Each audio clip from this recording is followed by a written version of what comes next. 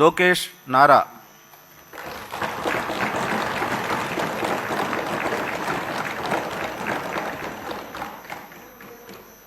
నారా లోకేష్ అనే నేను శాసనసభ సభ్యుడినైన ఎన్నిక అయినందుకు శాసనం ద్వారా నిర్మితమైన భారత రాజ్యాంగం పట్ల నిజమైన విశ్వాసం విధేయత చూపుతానని, భారతదేశ సార్వభౌమ అధికారాన్ని సమగ్రతను కాపాడుతానని, నేను స్వీకరించబోయే కర్తవ్యాలను శ్రద్ధాశక్తులతో నిర్వహిస్తానని దైవ సాక్షిగా ప్రమాణం చేస్తున్నాను.